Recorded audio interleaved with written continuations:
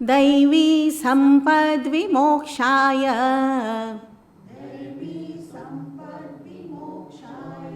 निबन्धायासुरीमता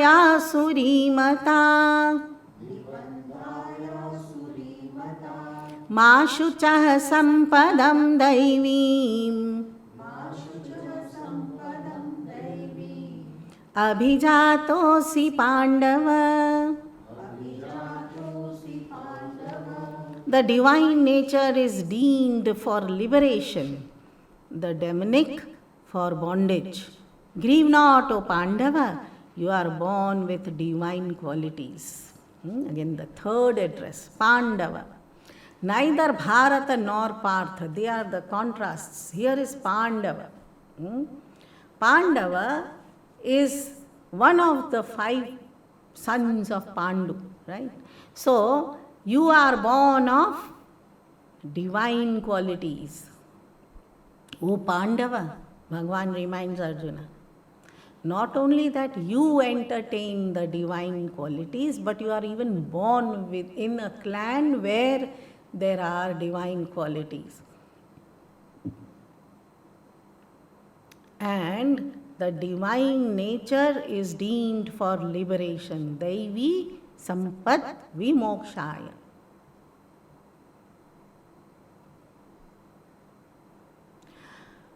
I get liberated if I live my life on the basis of virtues. Nibandhaya Surimata. And I get bound further if I live on the basis of demonic qualities. So, I have to decide, do I want liberation or bondage? So, everybody will say, we don't believe in this liberation and bondage. What is there after death anyway? Death is the end. Then the question doesn't arise. Therefore, until and unless I apply the very basic fundamental principles of Vedanta, that there is life after death and there is endless lives, there is this transmigration for the soul that I am, I have become the conditioned soul. Until and unless I liberate myself, if I don't apply that principle, then there is okay, yes, you can live the way you want to live. That is the problem here. It is not that for others that I have to be good. It is for my own liberation that I have to be good. So what if people tell so good about me, but I know that where all the fault lies. So even if I pretend in the society to be good, but I know that at home I am not so good. So therefore I need to change myself, otherwise it will be a bondage, and the bondage will lead me to transmigration, and I will be ever bound in this Maya.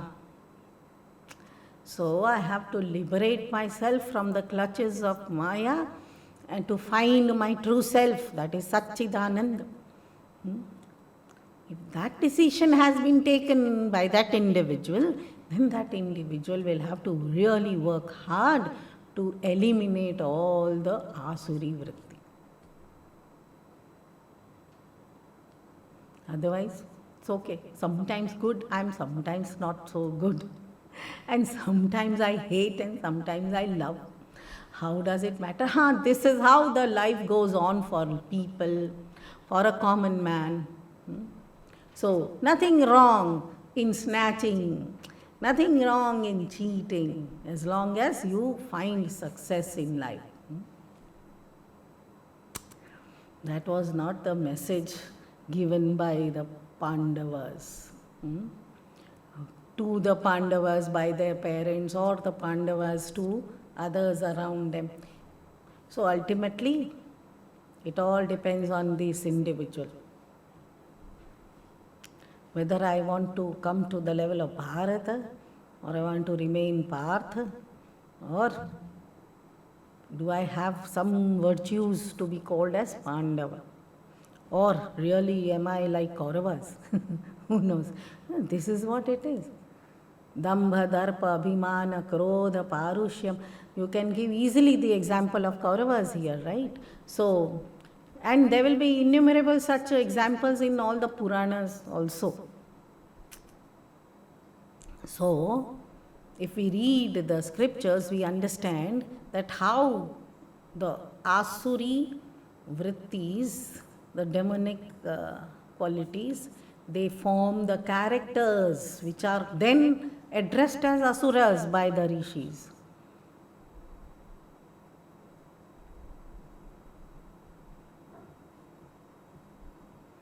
Harmful, destructive, no compassion, no consideration for others, harsh. Bhagwan has consoled Arjuna, don't worry, Ma Shucha. You are born of Daivi Sampatti. Here Bhagwan has mentioned only two. What about Rakshasi Vritti?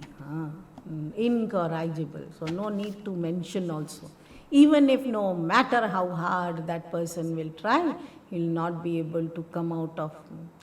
Because there is lack of understanding, complete ignorance, right?